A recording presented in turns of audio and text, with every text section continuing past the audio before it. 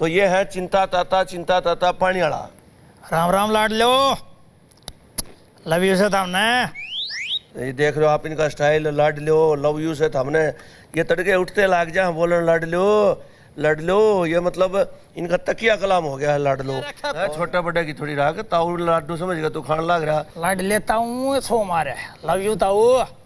मतरी setting सो है तेरा ससरा softy से मुंह का यही का भेज देख ऑस्ट्रेलिया का तोता हो।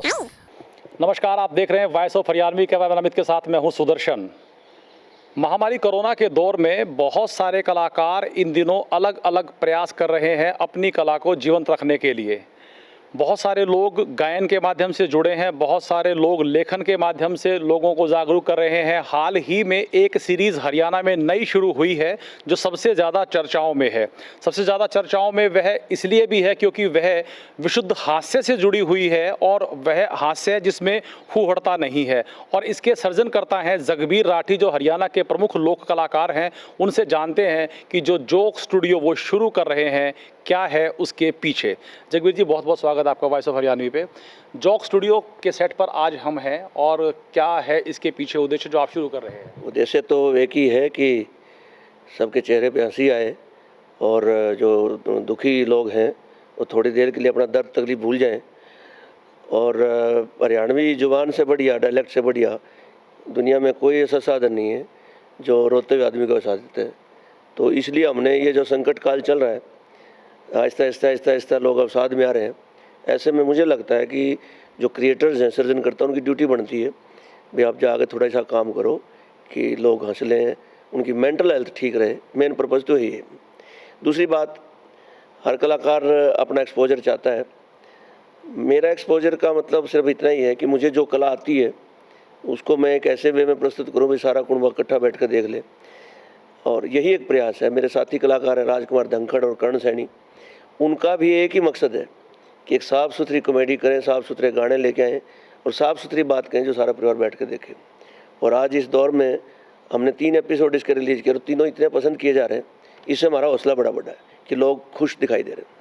जगबीर जी, आपको कविताएं जो है काफ़ी फेमस हुई, कविताओं के माध्यम से आपको पहचाना गया, फिर आपने फिल्म में भी हाथ आजमाया, वहाँ भी काफ़ी प्रसिद्धि आपको हासिल हुई और अब हास्य की तरफ तीसरा कदम। नहीं, हास्य का तो मेरा पहला ही कदम था क्योंकि मैं लाफ्टर चैलेंज में गया, या मुझे अगर मेरी जो पहचान है तो वो इस बात है भाई वो स्टेज पर आ गए कि मैं कब होगा।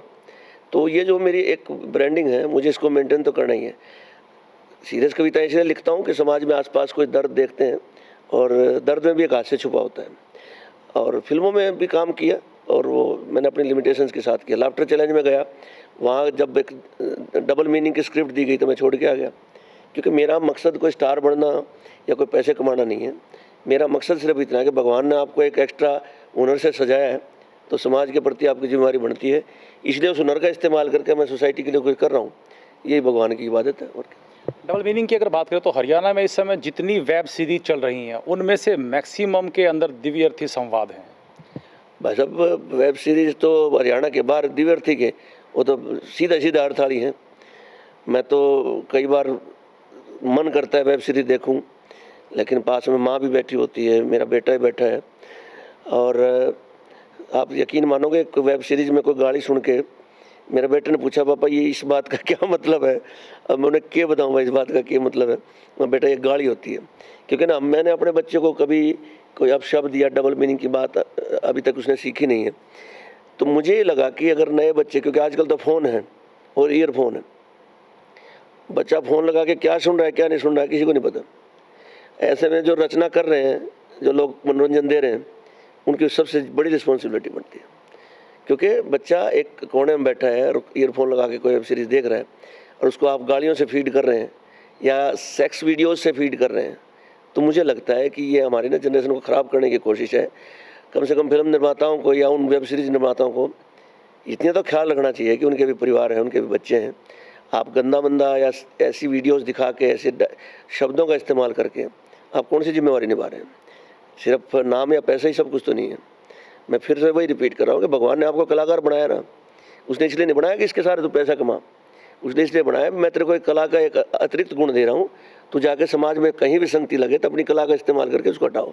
ये लोग उसका रिवर्स यूज कर रहे हैं। अच्छा, अब तक जितनी जोक स्टूडियो की वीडियो सामने आई हैं उनमें बड़ा साफ सा मैसेज रहा है। एंड में आपने मैसेज छोड़ने की कोशिश की है और जो साथ में जो दो कलाकार या एक कलाकार रहे हैं उनके साथ कुछ विषयों पर ही जो है आपने हास्य उत्पन्न करने की कोशिश की है।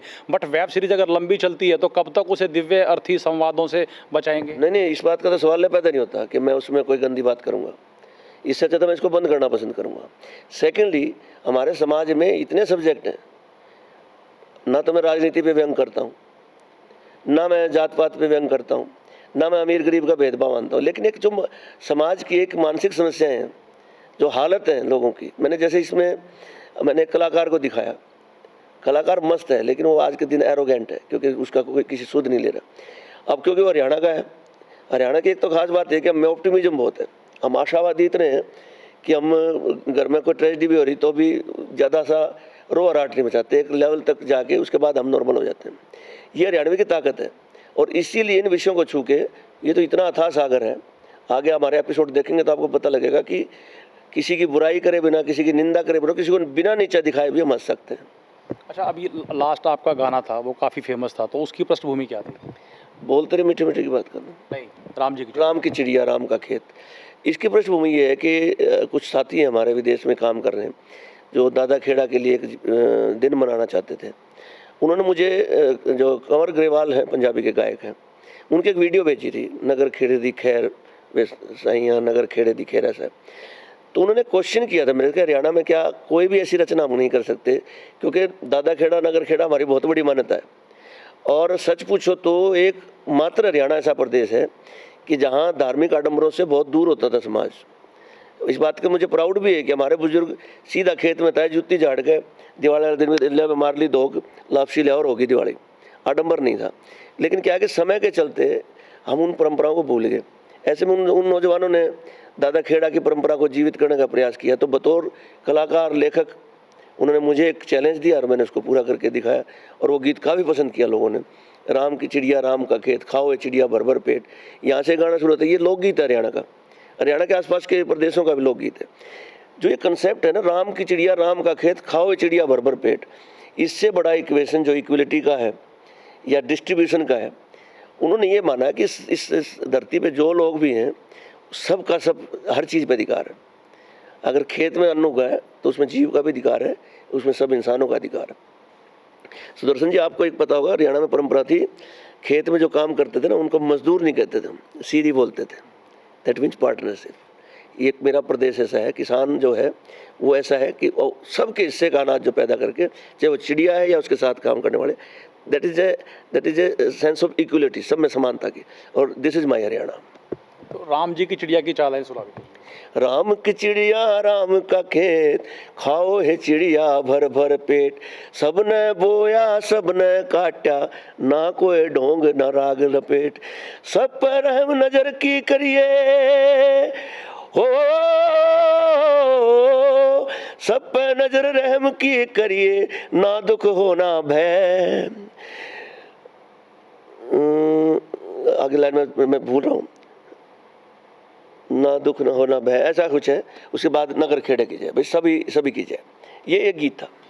अच्छा, लॉकआउट हुआ है लेकिन इसके बावजूद कोरोना का जो अभी समय माहौल चल रहा है उसे देखते हुए नहीं लगता कि आने वाले समय में भी कलाकारों के लिए कोई बड़े मंच सज पाएंगे, बड़े आयोजन हो पाएंगे, क्योंकि भीड़ भाड़ इकट्ठी नहीं हो सकती, सोशल डिस्टेंसिंग कंटिन्यू रखनी है। तो ऐसे में जो कलाकार अभी हरियाणा के हैं जिनके शोज़ बंद हो गए हैं, या जो कलाकारों के साथ जुड़े हुए और जो तबके के लोग थे, म्यूजिशियन से और जो पूरी इंडस्ट्री रहती थी, वो कैसे सर्वाइव करें? ये बहुत बड़ा संकट है। एक तो कलाकार को पहले ही हम सेकंड ट्रीटमेंट देते हैं, दोयम दर्जे का मानते हैं। आप रैलियों में देखें, कलाकार तभी तक गाते हैं जब तक वो बड़ा नेता नहीं आता। उसके बाद कलाकारों को जो मंच से हटाया जाता है वो बड़ा डिस्क्रिमिनेटिंग है। अब शादी में, अभी कुछ दिन पहले एक शादी थी, मेरे सेक्टर में जा रहता हूँ सुदर्शन, मैं सच में इतना दुखी हुआ कि खाना बाकी लोग टेंट में खा रहे थे, लेकिन जो ढोल बजाने वाले लोग थे उनको वो एक अखबार पे खाना रख के एक पेड़ के नीचे धूप में बैठ के खाना खा रहे थे। मैं बड़ी तकलीफ में हूँ। जिस ढोल को बजा के ये लोग शादी को पूरा करते हैं, उस मस्ती को, आप उन लोगों के साथ क्या बिहेव कर रहे हो? सिर्फ इसलिए कि वो एक कलाकार हैं या एक मजदूर कैटेगरी के लोग हैं या उनके पास पैसा नहीं है। तो एक तो कलाकारों के साथ पहले ही दिक्कत थी, ना सरकार उन पे ध्यान देती है। इस मामले में पंजाब के लोग अच्छे हैं, अपने कलाकारों को नरिश करते हैं, कोई शो होता है तो उनको फाइनेंशियली फीड करते हैं। हमारे यहाँ थोड़ा सा इस पैटर्न में दिक्कत है, हम अपने कलाकारों को नरिश नहीं करते। अब कितने कितने लोगों के फ़ोन आए हैं, एक जो जिस व्यक्ति ने सारी उम्र ढोलक बजाई है, उसमें एफिशिएंसी है उसकी, उसने 12 साल 15 साल ढोलक की एफिशिएंसी में लगा दिए, आज वो खाली हो गया, वो क्या करेगा? वो दूसरा काम नहीं कर सकता। और कलाकार का स्वाभिमान इतना बड़ा होता है कि छोटा काम करते हुए अपने आप को, क्योंकि उसे माशे जी बोलते हैं, खान साहब बोलते हैं, उस्ताद जी बोलते हैं जब वो काम करते हैं। ऐसे में अगर वो कोई और छोटा काम करता है तो उसके अंदर का कलाकार मर जाता है। मैं कितनी बार सरकार से कह चुका हूँ कि हरियाणा में 5 या 6 हज़ार लोग ऐसे हैं, महीने का अगर 4 हज़ार भी व्यवस्था करते हैं तो 20 लाख रुपये महीना एक स्टेट गवर्नमेंट के लिए मुश्किल नहीं। साल भर में हमें 2 करोड़ 40 लाख रुपये तो चाहिए। सरकार दे दे, इनका फिक्स कर दे, इनका राशन पानी आ जाएगा, इनका कम से कम इज्जत तो बच जाएगी। लेकिन इस बात पर ध्यान नहीं दे रहे क्योंकि कलाकार सेकेंडरी लोगों ने मान लिया। देखिए, जब भी कभी कोई चुनाव होता है, राजनीतिक रैली होती है या कोई बड़ा कार्यक्रम होता है, तो उसके मंच की शुरुआत कलाकारों से होती है। कलाकार वहाँ खड़े होकर के राजनेताओं का महिमा मंडन करते हैं, राजनीतिक कैंपेन भी बनते हैं, तो उसके लिए भी सारे गाने जो बड़े बड़े आर्टिस्ट होते हैं वही बनाते हैं, लेकिन उसके बाद वो भुला दिए जाते हैं, सत्ताएँ उन्हें याद नहीं करती, भूल जाती हैं 5 साल तक के लिए। ये बड़ा संकट है। एक शेर है कि मेरा गीत सुनकर सब अपने चाहने वालों में खो गए और मैं चुपचाप अकेला कोने में खड़ा रहा। तो कलाकार की स्थिति ये है, रैली होगी, कलाकार 3 घंटे उस भीड़ को रोकते हैं, उसके बाद उनकी जो पेमेंट है वो भी नहीं मिलती टाइम पे, क्योंकि वो जो एक उसका जो कॉन्ट्रैक्टर है वो लोग सोचता है भी क्या के पीछे दें, के गाय बजाएगा। हरियाणा में तो ये कहावत है, अरे पीछे दे दे भाई, बोला के गाय बजाएगा मांगो। ये कितना बड़ा संकट है, देखो इसको लोग प्रोफेशन नहीं मानते। इसी तरह जब कलाकार के साथ दिक्कत क्या है कि उसकी कला का इस्तेमाल करके, अगर अब लोग सोचते हैं कि ये कोई धंधा नहीं है या कोई गुण नहीं है, तो कोई आप प्रचार बगैर म्यूजिक के करके दिखाओ ना। सरकार ने कोई प्रचार करना है, आप अपनी बगैर म्यूजिक के प्रचार करके दिखाओ। आप 5 आदमी नहीं इकट्ठे कर सकते। संगीत जो होता है हर आदमी के दिल में बसता है, लेकिन हमारे सिस्टम ने उसको सेकेंडरी मान लिया। दुख तकलीफ में भी एक मेरी बात बताओ, जब किसी बड़े व्यक्ति की मृत्यु हो जाती है तो सारा दिन टीवी पे एक दर्द भरी धुन चलती है ना, इसका मतलब संगीत तो सबसे सही है ना, फिर उसको क्यों सेकेंडरी मानते हैं? मैंने तो कितनी बार आपके इस वॉइस ऑफ हरियाणवी के भी मन से मैं कह रहा हूँ कि अगर कोशिश हो तो ये बात सत्ता तक पहुँचाओ कि आज सरस्वती के बेटे संकट में हैं, उनका स्वाभिमान संकट में है। सरकार कुछ करके उनके लिए 2.5 करोड़ रुपये कुछ भी नहीं है, उनके लिए रेवेन्यू कुछ भी नहीं है। हमारी कला परिषद का 60 करोड़ का बजट पास हो, उसमें से निकाल के दे दें, साल भर कोई कार्यक्रम नहीं होना है। और दिक्कत ये है कि कलाकार की स्थिति होती है खुशी में प्रोग्राम करते हैं। अब हर आदमी उस आदमी में भीड़ इकट्ठी हो नहीं सकती है। आप ढोल भी बजाओगे तो लोग उस ढोल पे नाचेंगे थोड़ी, क्योंकि कोरोना का भय इतना हो गया, भी नाचते नाचते कदे शायद मियाड़ा को तेरा भी हो जाए, दिक्कत हो सकती है। ऐसे में हमें मदद तो करनी पड़ेगी। और मैं तो एक सोच रहा हूँ कि अगर मेरा अनुकूल समय रहा तो एक कलाकार कल्याण कोष की स्थापना हो जाए, जिसमें कॉर्पस फंड बन जाए, जिसमें 2.5 करोड़ रुपए का इंटरेस्ट आ जाए साल भर, हम पैनल करके 5000 आदमियों को उनके घर राशन पहुँचाते रहें। लेकिन कलाकारों को अपनी कला को जीवंत रखने के लिए भी तो कुछ ना कुछ सक्रियता बढ़ानी होगी, क्योंकि अब जो है वो भव्य आयोजन नहीं हो सकेंगे, बड़े कार्यक्रम नहीं हो सकेंगे, तो कलाकारों को अपनी कला को जीवंत रखने के लिए कहीं ना कहीं किसी ना किसी वर्चुअल प्लेटफॉर्म पर जाना चाहिए। हम लोग ऑर्गेनाइज नहीं हैं, जितने लोक कलाकार हैं, मैं अपनी बात करूं, चलो मेरे पास तो साधन है, लेकिन जितने लोक कलाकार हैं ना जो, वो ऑर्गेनाइज्ड नहीं है, उनको रास्ते नहीं पता है। उन्होंने इतना ही किया है, एक बीन पार्टी बुला ली, बीन बजाई, अपने पैसे लिए घर चले गए, ठीक है। उनके कंसर्न जो है ना, उन्होंने अपने को आपको डेवलप नहीं किया। इसमें मैं लोक कलाकारों की कमी मानता हूँ। आप करो ना एक संगठन खड़ा लोक कलाकारों का, जैसे बॉम्बे में जूनियर आर्टिस्ट की एसोसिएशन है, उसके एसोसिएशन बाहर कोई भीड़ में काम नहीं कर सकता, आपने क्यों नहीं खड़ा किया है? कितने बड़े बड़े कलाकार हैं जो सरकार से अपने प्रोग्राम के पैसे लेके कलाकारी को भूल जाते हैं। मैं एक बार कला परिषद में प्रोजेक्ट डायरेक्टर लगा था, आप यकीन माने, मैंने बिल्कुल छोटे से कार्यकाल के दौरान हरियाणा के 90 ऐसे कलाकार ढूंढे जो बुजुर्ग हो चुके थे, जिनसे सारंगी नहीं बजती थी, नगाड़े नहीं बजता, उनकी पेंशन करवाई मैंने सरकार से। कला परिषद के लोग क्यों नहीं करते? क्योंकि एक विजन नहीं है, वो दर्द नहीं है उनके दिमाग में। लेकिन ये तो उन लोगों की बात है जो स्थापित हैं, जिनको आप कह सकते हैं कि उनके पास विजन नहीं है, जो बहुत पुराने लोग हैं। लेकिन नए लोग भी जो सामने आ रहे हैं वो भी संगठित नहीं हो पा रहे हैं। पता है कि उनको पता नहीं है कि उस किस संकट में, जैसे एक भीड़ है, या मैं कहूँ अब ताजे से टिड्डी दल लगा हुआ है, जो जहाँ गए जो जिसको मिला वो खा के फिर उड़ लिया। संगठित तो नहीं है ना वो। अब टिड्डियों को कभी मार लो आप, ये हाल कलाकारों का है। जब तक आप ग्रैबिंग में रहेंगे ना, यूँ मैंने मिल जाए, यूँ मैंने मिल जाए, मैं इसका हित करके इसका ले जाऊँ, आप नहीं संगठित हो सकते। इसके लिए आपको एक बिल्कुल स्मूथ मानसिकता से जाके हर कलाकार की तकलीफ को समझना पड़ेगा, ठीक है ना। आज मेरे पास कितने कलाकारों का फ़ोन आता है, मेरे को आज इसका खर्चा चाहिए, उसका खर्चा चाहिए। आप यथाशक्ति दो उनको, आप उनको एहसास तो कराओ कि आप मेरे बिरादरी के लोग हो। कलाकार की तो एक ही बिरादरी है ना, संगीत की, कला की। उनको एहसास कराते नहीं है लोग। आप बिल्कुल ठीक कह रहे हैं। आपकी वेब सीरीज़ के एक पहले नाटक में ही शायद आपने उस एक कलाकार को कहा कि आपका इंस्ट्रूमेंट टूटा हुआ है, और उसने ये कहा कि आप इंस्ट्रूमेंट को देख रहे हो, घर टूटा हुआ है, वो नज़र नहीं आता। तो ये वास्तव में बहुत बड़ा दर्द है। संगठित होने की बात की ना, कलाकार ने तो जीवन में किया क्या? उसको राजनीति नहीं आती, उसको अवसरवादिता नहीं आती, उसको तो सारंगी बजानी आती है। सारंगी बजाए अपना, उसको उसका मेहनताना मिल गया, अपने घर चला गया। उसका कंसर्न है अच्छी सारंगी बजाने से। आज वो सारंगी टूट गई, उसको कोई ध्यान नहीं दे रहा, उसमें कोई जाके मदद ही नहीं कर रहा उसमें। तो इस जोक स्टूडियो में बजाय इसके कि हम खड़े होकर बेहुदे चुटकुले सुनाएं, गंदी बात करें, हमने सोशल इश्यूज़ को, जो प्रॉब्लम है वाकई में हमारे समाज की, उनको एक हास्य का फ्लेवर देकर लोगों को ध्यान दिलाने की कोशिश की है। अदरवाइज हम भी मैं लोग कितना, मेरे पास जो कमेंट आ रहे हैं वो ये आ रहे हैं कि सारे परिवार ने इकट्ठा बैठ के देखा। मैंने पीछे कुछ ऐसे नाटक देखे हरियाणवी के, मैं देख नहीं सकता। हालत ये हो गई है कि अब दिक्कत क्या है कि हमारे जो ये चैनल आ गए ना, मल्टी नेशनल चैनल हमारे घरों में घुस गए, उनको नहीं पता कि हम किस संस्कृति के लोग हैं। माँ बैठी है, पत्नी बैठी है, सिस्टर बैठी है। आप कोई धार्मिक वो देख रहे हैं, सीरियल देख रहे हैं, मान लिया मैं चंद्रगुप्त मौर्य देख रहा हूँ, चाणक्य है तो उसमें चंद्रगुप्त मौर्य नीतियों की बात रही, अचानक ऐड आएगी, कंडोम की ऐड आ जाएगी। ऐसे में क्या करे बंदा? फिर हम बगले झांकने लगते हैं, न्यूज़ लगाइए भाई, क्या करेंगे? लेकिन कोई जिम्मेवारी फिक्स नहीं कर रहे हैं। डॉक्टर साहब, हम मल्टीनेशनल चैनल्स को दोष दे रहे हैं, लेकिन हम ये देखें, हमारे बीच में से ही उठे हुए लोग जो सीरीज बना रहे हैं और जो बेहुदापन, जो फूहड़ता उसके अंदर चला रहे हैं। मैं इसी का जवाब देने के लिए जोक स्टूडियो बनाया। इसका मेरा कोई प्रोफेशनल इरादा नहीं है। मैं जितना खर्चा कर रहा हूँ यूट्यूब मुझे उतना देगा नहीं, मुझे पता है। लेकिन कल को अगर मेरे से कोई पूछेगा कि जिस समय चारों तरफ लोग गंदगी उछाल रहे थे, जगबीर राठी क्या कर रहा था, कम से कम मेरे पास एक जवाब है, भाई मैं ये कर रहा था, मैं आपकी उस रो में नहीं बहा। ये जो स्थानीय लोग हैं ना तो इनको पैसा, ये पैसे के चक्कर में बनाते हैं, ना तो इनको पैसा मिलता है। ये लोग फेम के चक्कर में बनाते हैं, तो इतना इनका बुरी हालत होती है। कई बार तो लोग इनको कुछ तभी इतने किए बनाया। ये लोग खुद अपने परिवार के साथ बैठ के नहीं देख सकते। कुछ बड़ी बड़ी सीरीज हैं जो हरियाणा में काफ़ी पॉपुलर है, तो मैंने भी उनके जो व्यूज़ देखे, मैं कहा मैं देखूँ इनको, मैं उनके दो डायलॉग्स नहीं सुन पाया।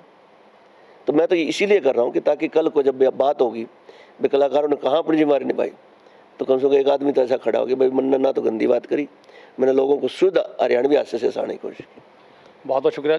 ये थे जगबीर राठी जो कह रहे हैं कि वो एक शुद्ध हास्य हरियाणा की जनता के सामने लेकर आ रहे हैं। अब तक जितने एपिसोड इसके सामने आए हैं, हमने खुद भी देखे हैं, निसंदेह वो बहुत बेहतरीन हैं, बहुत साफ हैं, और मन से हंसी जो है वो उन्हें देखने के बाद उत्पन्न होती है। इसमें एक और बात मैं कहना चाहूँगा, इनको देख के ना कई मेरे पास फीडबैक आया कि इसमें पीछे आप हंसी डालो, या कोई बात करे पीछे हा या कोई बात है।